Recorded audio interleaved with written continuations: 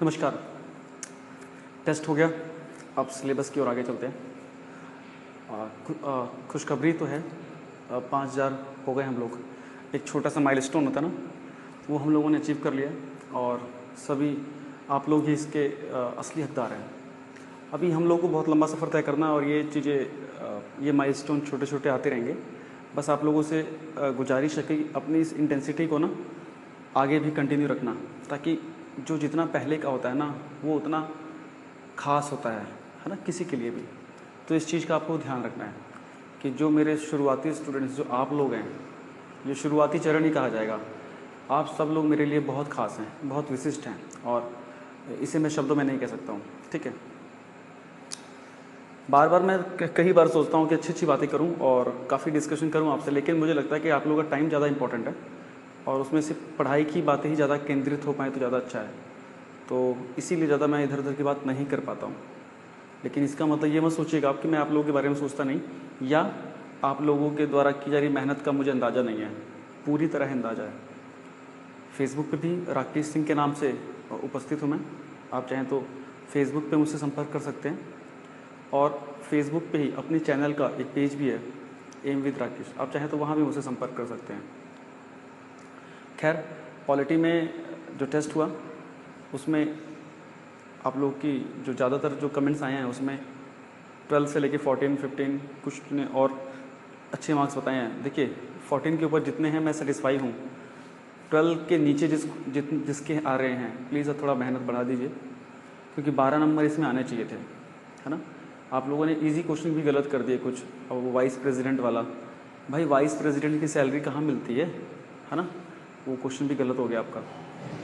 तो खैर, टेस्ट में मैंने सारा एक्सप्लेनेशन दे ही दिया है, वो वीडियो देख रहे होंगे आप, सारा आइडिया लग जाएगा। हम चलते हैं अपने नए टॉपिक की ओर, जिसका नाम है स्टेट लेजिस्लेशन, राज्य का विधानमंडल। जैसे हमारे सेंटर में संसद होती है ना, वैसे हर राज्य में एक विधानमंडल भी होता है। ठीक है, हमारा देश 29 राज्य और 7 केंद्र शासित प्रदेशों से बना हुआ है। तो मुख्य रूप से अगर देखा जाए तो स्टेट लेजिस्लेशन मतलब विधानमंडल के बारे में किस अनुच्छेद के कितने क्षेत्रों में जिक्र है, कितने अनुच्छेदों में जिक्र है, 168 से 212, आर्टिकल 168 से 212 तक स्टेट लेजिस्लेशन के बारे में बोला गया है। अब ये विधानमंडल होता क्या है, स्टेट लेजिस्लेशन होता क्या है? देखिए, भारत में जो स्टेट में जो लेजिस्लेशन होता है 2 प्रकार का होता है, जो विधानमंडल होता है 2 प्रकार का होता है। उसमें 2 इंग्रेडिएंट होते हैं। एक होती है विधानसभा, है ना, इसको बोलते हैं लेजिस्लेटिव असेंबली, जिसका मेंबर आपका बड़ा फेमस एमएलए कहलाता है ना। ठीक है, ये आपके सभी राज्यों में 29 राज्यों में तथा 2 केंद्र शासित प्रदेशों में भी चलती है। तो मतलब सब मिला के 31 जगह हमारे देश में विधानसभाएं हैं, राज्य और केंद्र शासित प्रदेश मिला के। कौन कौन से केंद्र शासित प्रदेश? एक तो दिल्ली और दूसरा पुदुचेरी, जो पहले पांडुचेरी बोलते थे आप लोग। ठीक है, और दूसरी जो चीज़ है विधान परिषद, जिसको हम लोग लेजिस्लेटिव काउंसिल बोलते हैं। क्या बोलते हैं? Legislative council, Vidhan Parishad. ये सभी राज्यों में नहीं है, ये ऑप्शनल होता है, जो राज्य चाहेगा उसमें हो जाएगा, अदरवाइज नहीं होगा। तो वर्तमान में ये 7 राज्यों में है, कई बुक्स में 6 राज्य दिया है, उसे आप रेक्टिफाई कर लीजिएगा। ठीक है, 7 राज्य। तो 7 राज्य कौन से हैं? यूपी, बिहार, कर्नाटक, जे&के, जम्मू कश्मीर, महाराष्ट्र, आंध्र प्रदेश, तेलंगाना। पहले क्या था कि आंध्र प्रदेश अकेला था, अब तेलंगाना भी हो गया, इसलिए वो 6 से 7 हो गए हैं। ठीक है, तो हम लोग विधानसभा से शुरू करते हैं, जिसका मेंबर एमएलए कहलाता है। आपको पता ना, हर कोई किसी के क्षेत्र में एक एमएलए होगा वहाँ पे, है ना। आप जानते हो उन्हीं के बारे में क्या है। आर्टिकल 170 में विधानसभा का जिक्र किया गया है कि ये राज्य में एक विधानसभा होगी, और आर्टिकल 168 में जिक्र किया गया है कि किसी राज्य में एक विधानमंडल मतलब स्टेट लेजिस्लेशन होगा। ठीक है, आर्टिकल 170 क्या कहता है कि हर राज्य में एक विधानसभा तो अवश्य होगी। ठीक है जी, अब वो विधानसभा अनुच्छेद 170 क्लियर। नेक्स्ट है, इसमें सीटें कितनी हो सकती हैं, कितनी सीटें? देखिए, हर आपको पता है कि 84वें संशोधन 1985 नहीं 84वां जो संशोधन है, मुझे ध्यान नहीं आ रहा कौन सा है वो, उसके अनुसार किस ईयर में हुआ है वो, आई थिंक 85 या 86 में हुआ है कुछ। उसके अनुसार नहीं 85 86 में भी नहीं हुआ, उसका ईयर मुझे ध्यान नहीं आ रहा है। 84वें संशोधन के अनुसार भारत में अब 2026 तक जितने भी चुनाव होंगे उसके लिए जनसंख्या 1971 की जनगणना की रखी जाएगी। ठीक है, 1971 की जनसंख्या के अनुसार ही हर राज्य में सीटें आरक्षित हैं, मतलब कि सीटें बनी हुई हैं। तो विधानसभा में अधिकतम 500 सीट्स एलोकेट हो सकते हैं। किसी राज्य में अधिकतम 500 सीटें हो सकती हैं और न्यूनतम कितनी हो सकती हैं? 60। न्यूनतम कितनी हो सकती है? 60। मैक्सिमम मिनिमम ये है, लेकिन मैंने इस पर स्टार मारा हुआ है न्यूनतम पे। न्यूनतम सीटें 60 होनी चाहिए, लेकिन अपवाद 5 हैं। हमारे देश में 5 जगह 60 से कम सीटें हैं। ठीक है, वो अपवाद आपको याद रखने हैं। वैसे तो न्यूनतम 60 है, लेकिन सबसे अभी वर्तमान में फंक्शन में न्यूनतम आपके 30 है। कहाँ पे है वो? पुदुचेरी में, पांडिचेरी में। कितनी सीटें हैं? 30 सीटें। कितनी सीटें हैं? 30 सीटें पांडिचेरी में, सबसे कम। और सबसे ज़्यादा उत्तर प्रदेश में 403। ये क्लियर हो गया आपका। 5 राज्य हैं ऐसे जिसकी 60 से कम अभी विधानसभा सीटें हैं। कौन कौन से हैं? गोवा, पुदुचेरी, सिक्किम, अरुणाचल प्रदेश और मिजोरम। इनकी सीटें 60 से कम हैं और सबसे कम पुदुचेरी की है 30। ठीक है, ये डन हो गया। अब इसमें सदस्यों का निर्वाचन कैसे होता है? आप लोग करते हैं, हम लोग करते हैं प्रत्यक्ष निर्वाचन, वयस्क मताधिकार, है ना, सार्वभौमिक वयस्क मताधिकार। 18 वर्ष से ऊपर का जो भी बच्चा है उसको वो अधिकार है वोट देने का, और वोट जाके दे के अपना प्रतिनिधि चुनता है और अपने प्रतिनिधि को विधानसभा में भेजता है।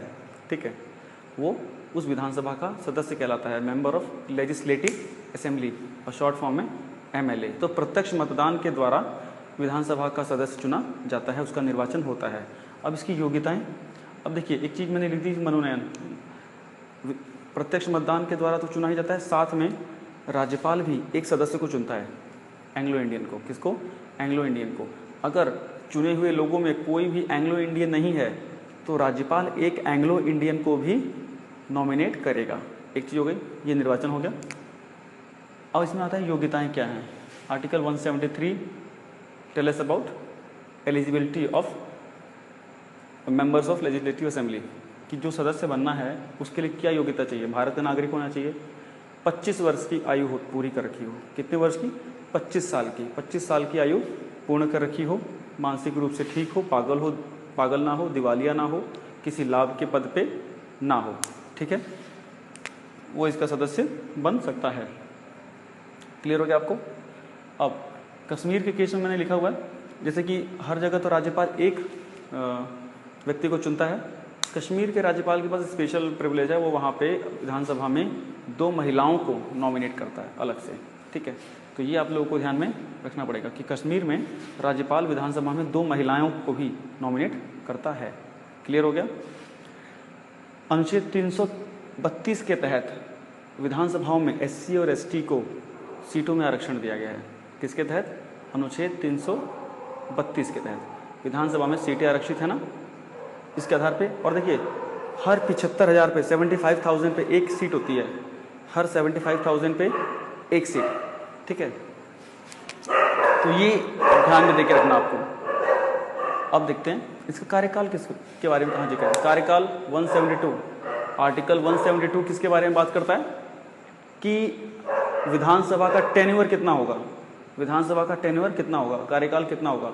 देखिए, जिस दिन से पहला सेशन, जो चुनाव होना अलग बात है, लेकिन जिस दिन पहली विधानसभा बैठती है, पहले दिन, उस दिन से लेके और 5 साल तक विधानसभा का कार्यकाल अधिकतम होगा। ठीक है, उससे पहले भी सरकार गिर सकती है। अगर विधानसभा में सत्ता पक्ष का बहुमत खत्म हो जाए तो पहले भी सरकार गिर जाएगी, राज्यपाल असेंबली भंग कर सकता है। लेकिन एक और केस है, अगर इमरजेंसी लग जाए तो संसद कानून बना के किसी भी विधानसभा का कार्यकाल एक बार में 1 साल के लिए बढ़ा सकती है। समझ गए? इमरजेंसी में किसी विधानसभा में का कार्यकाल 1 वर्ष के लिए बढ़ाया जा सकता है। ठीक है, एक बार में 1 साल। और अनुच्छेद 356 के तहत जब राष्ट्रपति शासन लग जाता है, उसके अंतर्गत 6-6 महीने करके 3 साल तक राष्ट्रपति शासन को कंटिन्यू किया जा सकता है। ठीक है, समझ में आ गई बात आपको, है ना? इमरजेंसी का प्रोविज़न जो है। अब इसके कुछ अपने वो भी होते हैं, ये इनके कुछ अधिकारी होते हैं विधानसभा के, है ना। मेन अधिकारी जो हमारे लोकसभा की तरह वैसे ही है। अब विधानसभा का अध्यक्ष और विधानसभा का उपाध्यक्ष इसमें भी चुने जाते हैं सदन की कार्रवाई को सुचारू रूप से चलाने के लिए। ये भी दोनों इसी विधानसभा की हाउस के ही सदस्य होते हैं। अनुच्छेद 178 कहता है कि विधानसभा के लिए अधिकारी चुने जा सकते हैं, है ना।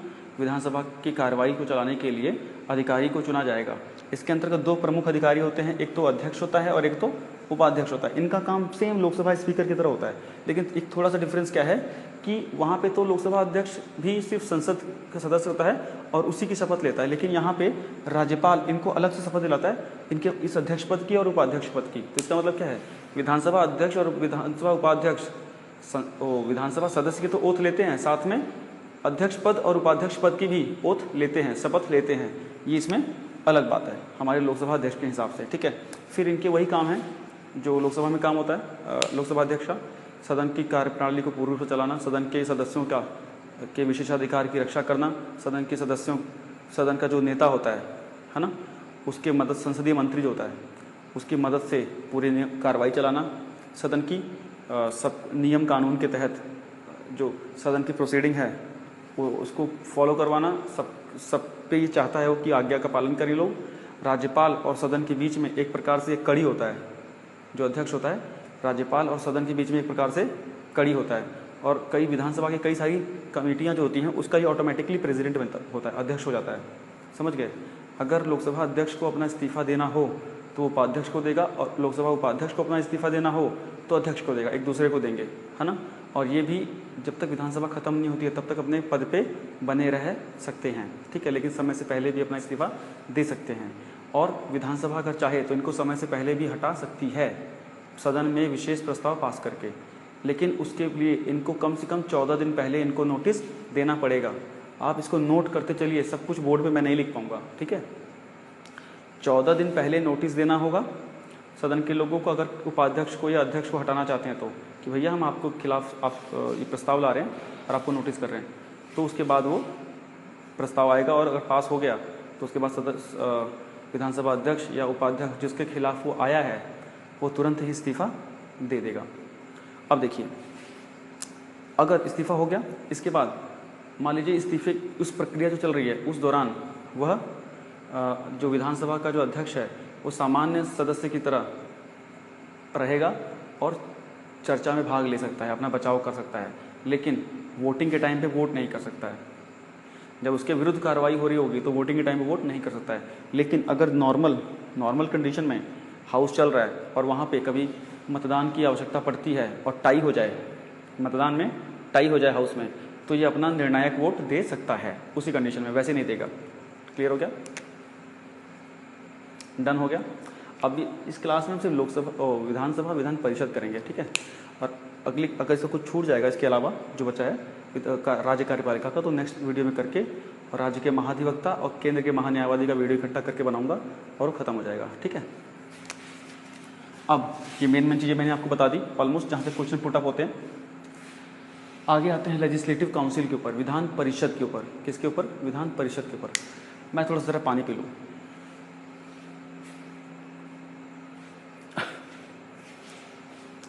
विधान परिषद लेजिस्लेटिव काउंसिल कहलाती है। हर राज्य में हो इसकी आवश्यकता नहीं है, तो किन राज्यों में हो, जो राज्य चाहता है वो उसमें होती है।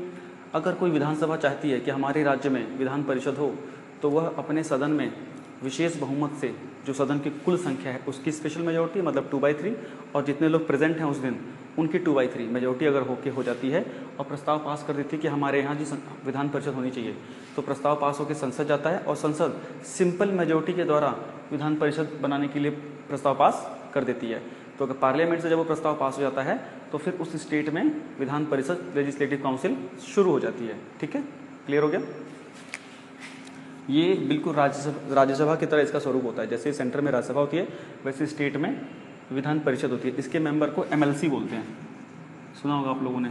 यूपी में तो बड़ी फेमस है ये लोग, है ना। मैंने बता दिया आपको, सभी राज्यों में नहीं है। सदस्यों का निर्वाचन, इसमें सबसे इंपॉर्टेंट क्वेश्चन यहीं से उठता है, सदस्य कहाँ से कैसे चुने जाते हैं। अनुच्छेद 171 के तहत इसके सदस्य चुने जाते हैं। इसके कितने सदस्य होते हैं? जितनी विधानसभा की स्ट्रेंथ है विधानसभा की जितनी स्ट्रेंथ है उसके 1/3 सदस्य हो सकते हैं। मान लीजिए किसी स्टेट में अगर 300 हैं तो मैक्सिमम कितने हो सकते हैं, 100 हो सकते हैं। ठीक है, मतलब जितनी विधानसभा की स्ट्रेंथ है उसका 1/3 ही विधान परिषद के सदस्य हो सकते हैं।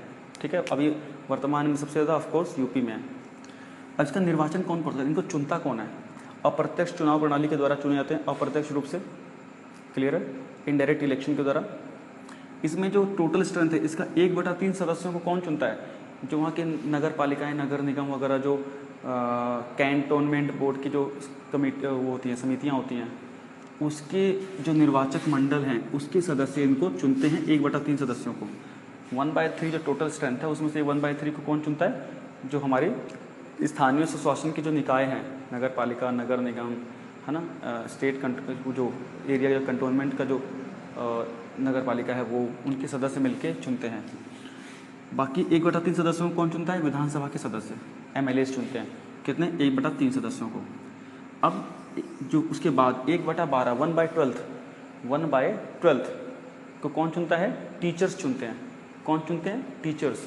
कौन से टीचर? जो सेकेंडरी या उससे बड़े इंस्टीट्यूशन में पढ़ा रहे हैं, हायर सेकेंडरी या बड़े इंस्टीट्यूशन से पढ़ा रहे हैं और उनको कम से कम 3 साल हो चुके हो पढ़ाते हुए। कितने साल हो चुके हों? 3 इयर्स का उनको एक्सपीरियंस रहा हो, तो वो इसके पैनल में, निर्वाचक मंडल में शामिल होते हैं और वो वोट करते हैं 1/12 लोगों के लिए।